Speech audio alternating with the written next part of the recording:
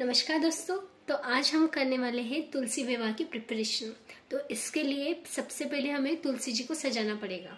तो हमारे पास अभी है गेरू है और ये चूना, जिससे हम तुलसी जी की डेकोरेशन करते हैं। तो चलिए शुरू करते हैं तुलसी जी की डेकोरेशन।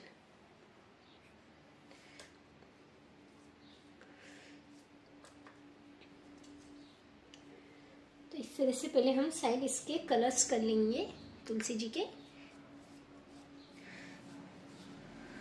जो इसकी साइड है, मतलब ये वाले जो है, ये भी पूरा कलर करना पड़ेगा। जो ये नॉर्मल है तो हम इसको पूरा गेरू के कलर से, मतलब चॉकलेटी कलर से कलर कर लेंगे। ठीक है दोस्तों। तो हमारी जो तुलसी जी है वो अच्छे से कलर हो चुकी है। सिर्फ अभी हमें इसको अच्छे से सुखाना पड़ेगा ताकि हम इस पर अच्छी वाली डिज़ाइन बना सकें। तो ये सब जो गंदगी फैली है गेरू की वजह से, वो अभी हम छत से साफ कर लेते हैं। तो अभी हमारे पास एक और नई कुंडी है जिसको हमें कलर करना है अच्छे से। आप देख सकते हैं इसको। तो एज अ प्रोटेक्शन के तौर पे मैंने ये रख लिया है, मतलब कोई भी कलर कपड़े पे ना लगे।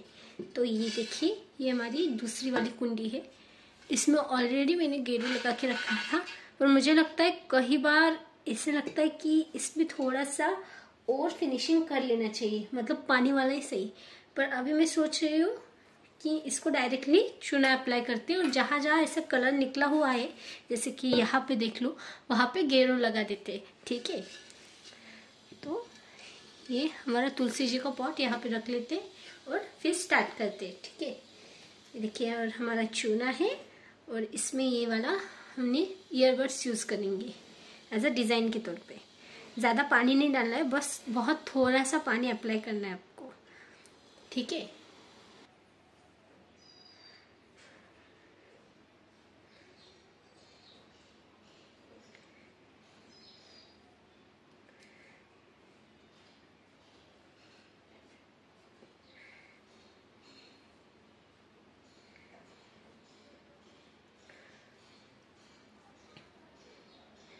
तो इस तरह से हम बड़ी सिंपल सी बिगिनर फ्रेंडली डिज़ाइन बना सकते हैं इस पे।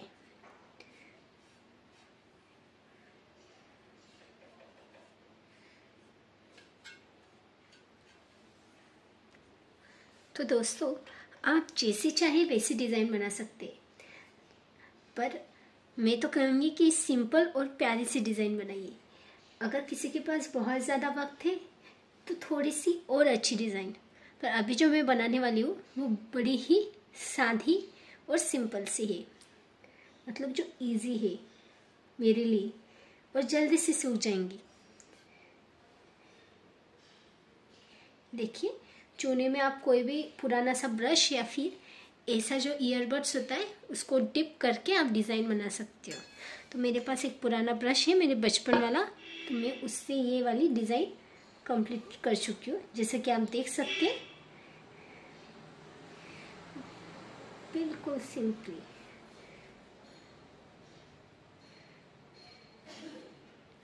ठीक है दोस्तों, चलिए अब कोई नई डिज़ाइन बनाते हैं इस पे।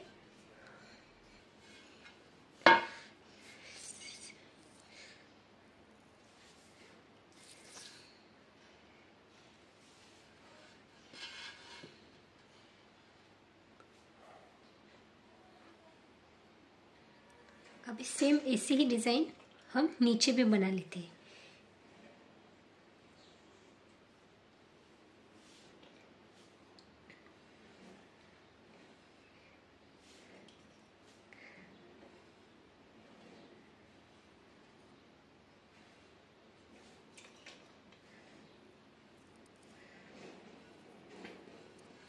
आप अपने अनुसार थिक या फिर पतला कलर ले सकते हैं, मतलब थोड़ा पतला भी ले सकते हो या फिर थोड़ा सा थिक करके उसमें भी कोई भी डिज़ाइन बना सकते हो। तो देखिए, ये इस तरीके से सेम डिज़ाइन हमने ऊपर और नीचे दोनों तरफ से बना ली। अभी इस पे और थोड़ी सी कोई नई डिज़ाइन बनाते हैं। अभी देखते हैं नेचुरल लाइट में कैसा लगता है। ओके, ठीक है, नई शुरुआत करते हैं एक नई डिज़ाइन के साथ।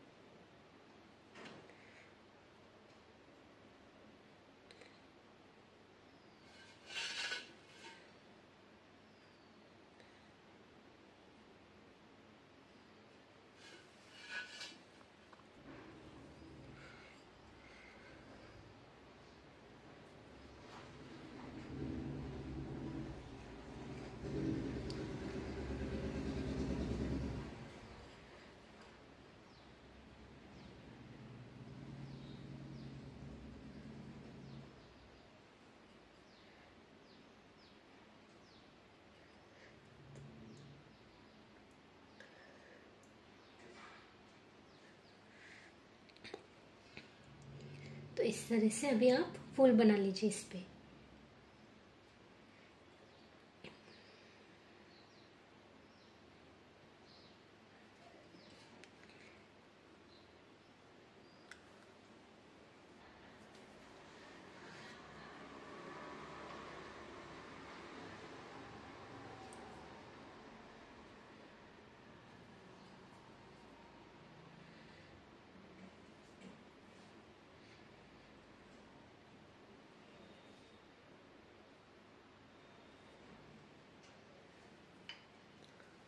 तो इस तरह से हमारी ये प्यारी सी कुंडी तैयार हो गई है।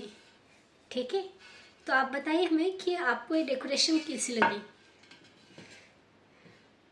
ठीक है, फिर अभी हम दूसरी कुंडी भी सजा लेते हैं बिल्कुल इसी तरीके से, पर हमारे पास चूना कम है तो देखते हैं इसमें और क्या क्या हम डिज़ाइन बना सकते हैं। तो दोस्तों हमारे पास ये दूसरी वाली जो तुलसी थी इस पे हमें गेरू लगा के छोड़ दिया था। अभी हम इस पे प्यारी सी डिज़ाइन बनाते हैं जो सिंपल और एलिगेंट लगे। तो बड़े धीरे से हम ये डिज़ाइन बनाएंगे ताकि तुलसी मैया को डिस्टर्बेंस ना हो। ठीक है दोस्तों, तो चलिए इसकी शुरुआत करते हैं। वापस से इस पे गेरू का कोट लगा लीजिए, बड़ी सावधान से धीरे धीरे।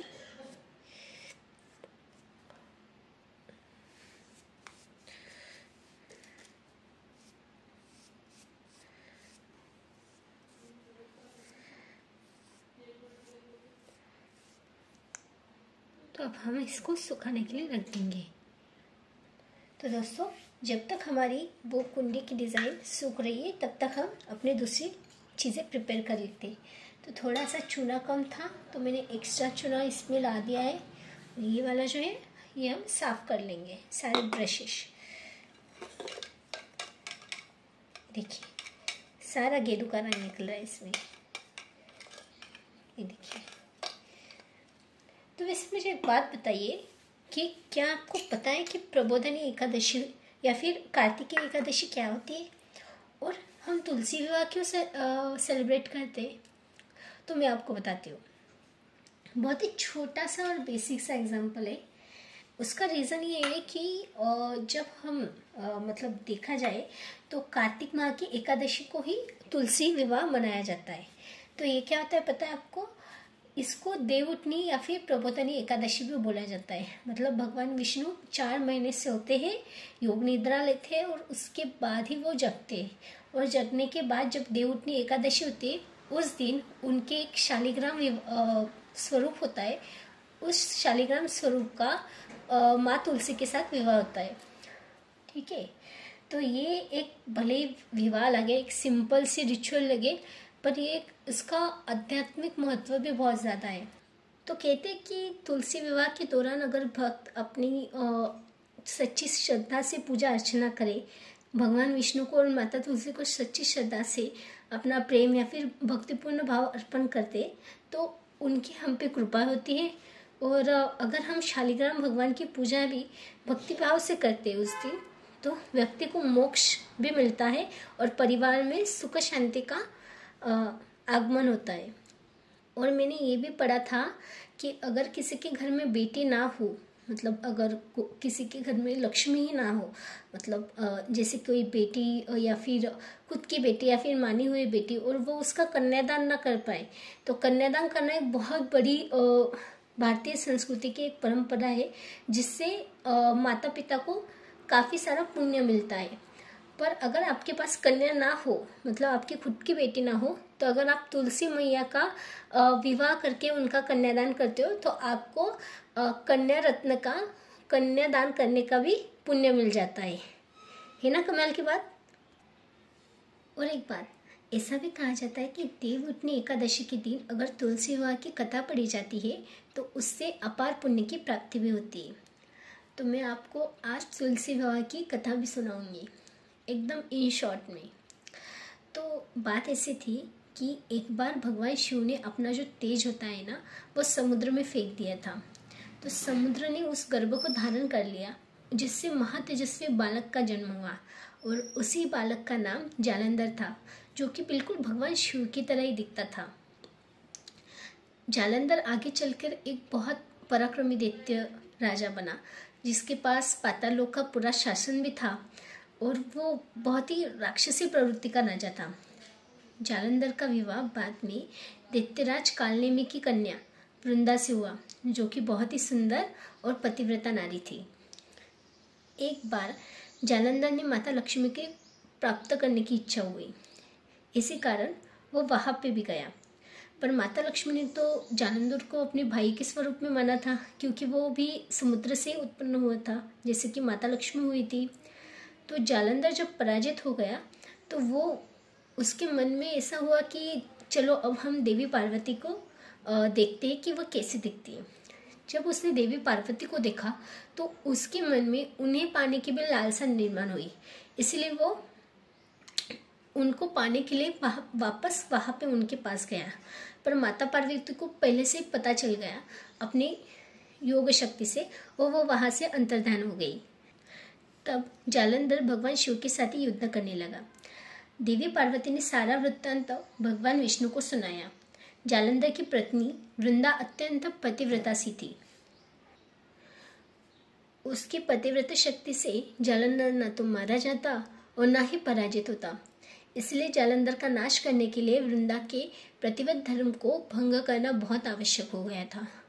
पर ये सभी लोग, सभी देवता चिंता में पड़ गए कि ये संभव कैसे करें।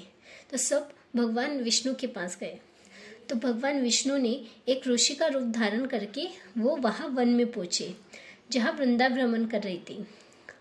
भगवान विष्णु के साथ 2 राक्षस भी वहाँ पहुंचे, जिन्हें देखकर वृंदा भयभीत हो गई। फिर भगवान विष्णु जो ऋषि के रूप में थे, उन्होंने वृंदा के सामने पल में दोनों को भस्म कर दिया। इसके बाद ऋषि ने वृंदा ने कैलाश पर्वत में महादेव के साथ युद्ध कर रहे अपने पति जालंधर के बारे में पूछा। ऋषि ने अपने माया जाल से 2 वानर प्रकट किए। एक वानर के हाथ में जालंधर का सिर था तथा दूसरे के हाथ में धड़। अपने पति की यह दशा देखकर वृंदा तो मूर्छित हो गई, और जब वो होश में आई तो उसने अपने पति को जीवंत करने की विनती की। तो इसके बाद भगवान ने अपने माया से जालंधर का सिर धड़ से जोड़ दिया, लेकिन स्वयं भी वह इसी शरीर में प्रवेश कर गए, यानी जालंधर के शरीर में। वृंदा इसके बारे में नहीं जानती थी। उसे लगा कि उसका पति ही आया है। जालंधर बने भगवान के साथ वृंदा प्रतिव्रता का व्यवहार करने लगी, जिससे उसका सतीत्व भंग हो गया। ऐसा होते ही उधर कैलाश पर्वत पर वृंदा का पति जालंधर भी युद्ध में हार गया। जब वृंदा को पता चला तो उसने क्रोध में आकर भगवान विष्णु को हृदयहीन शिला होने का शाप दे दिया। अपने भक्त के शाप को भगवान विष्णु ने स्वीकार कर लिया, क्योंकि वृंदा भगवान विष्णु के ही तो भक्त थी, और वो शालिग्राम पत्थर में परिवर्तित हो गए। सृष्टि के पालनकर्ता के पत्थर बन जाने से ब्रह्मांड में असंतुलन की स्थिति निर्माण हो गई। यह देखकर सभी देवी देवताओं ने वृंदा से प्रार्थना की कि हे देवी, आप भगवान विष्णु को शाप मुक्त कर दे। वृंदा ने भी वैसा ही किया। उसने उन्हें शाप मुक्त कर दिया, लेकिन स्वयं आत्मदाह कर लिया, क्योंकि वो तो पतिव्रता सी थी। उन्हें दुख था कि उनके पति जालंधर की मृत्यु हो गई। जहाँ वृंदा भस्म हुई वहाँ तुलसी का एक पौधा उगाया। भगवान विष्णु ने वृंदा से कहा, हे वृंदा, तुम अपने सतीत्व के कारण मुझे लक्ष्मी से भी अधिक प्रिय हो। अब तुम तुलसी के रूप में सदा मेरे साथ ही रहोगी। तब से हर साल कार्तिक महीने के देव उठनी एकादशी के दिन तुलसी विवाह के रूप में मनाया जाता है। और भगवान विष्णु ने यह भी वर दिया, जो मनुष्य मेरे शालिग्राम रूप के साथ तुलसी का विवाह करेगा, उसे इस लोक और परलोक में विपुल यश मिलेगा, मतलब बहुत सारा यश मिलेगा। और इसके साथ साथ उन्होंने ये भी कहा कि जिस घर में तुलसी माता रहेगी वहाँ यम के दूत भी असमय नहीं जा सकते। मृत्यु के समय जिस प्राणी के मंजरी रहित तुलसी और गंगा जल मुख में रहकर निकाल देते हैं, मतलब किसी के मुख में अगर आप तुलसी पत्र या फिर गंगा जल रख देते, वह पापों से मुक्त होकर वैकुंठ धाम को प्राप्त हो जाता है। जो मनुष्य तुलसी व आंवलों की छाया में अपने पितरों का श्राद्ध करता है, उसको भी पितर मोक्ष को प्राप्त हो जाते हैं। तो इस तरह से एकदम शॉर्ट एंड स्वीट तुलसी विवाह की कथा थी। तो अभी हम अपनी जो दूसरी वाली कुंडी थी, मतलब दूसरा वाला पॉट, उसको अब हम सजाते हैं।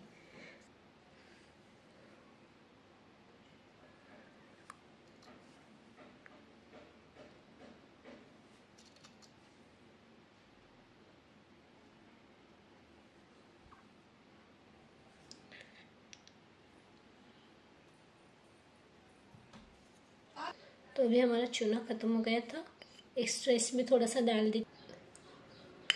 तो ये जो चूना होता है ना, इसमें आपको थोड़ा सा ही पानी डालना होता है। अगर आप बहुत ज़्यादा पानी डालोगे तो इसकी रनी कंसिस्टेंसी हो जाएगी, और बहुत कम डालोगे तो एक्रिलिक पेंट जैसा।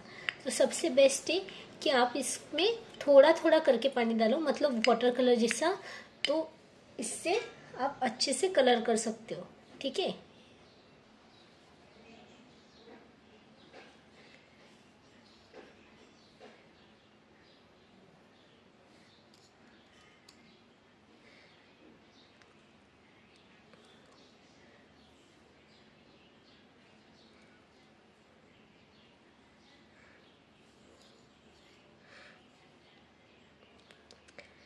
इस तरह से हम छोटा सा स्वस्तिक बना लेंगे।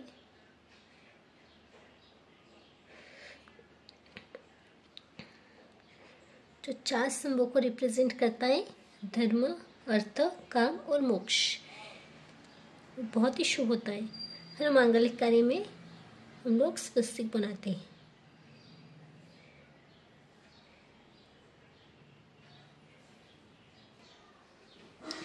क्यों ना इसमें सिंपल सी डिज़ाइन बनाएंगे, डॉट डॉट वाली, या फिर पूरी तरह से इसको इसे डिप करके इस तरीके से डिज़ाइन बना सकते हैं आप डायरेक्टली पुट आउट करके। पर ये छोटा सा ब्रश है, तो आप इस पर डॉट डॉट वाली ही डिज़ाइन बनाइए, वो अच्छी भी लगेगी इसमें।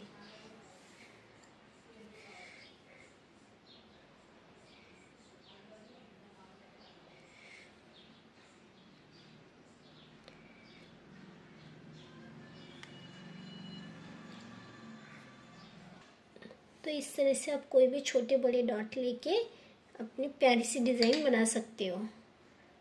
चलिए, तुलसी मैया को अभी हम रख देते हैं साइड में, और ये सारी डिज़ाइन हम सुखा देते हैं। चलो फिर, बाय बाय। अगर आपको ऐसी डिज़ाइंस पसंद आई हो, सिंपल स्वीट सी, तो ज़रूर बताइए। और आपको पहली कुंडी वाली, मतलब पहले जो पॉट था, उसकी डिज़ाइन कैसी लगी वो भी आप बताइए। Thank you so much, bye bye. तो मिलते हैं हम अब नेक्स्ट एपिसोड में। चलो बाय।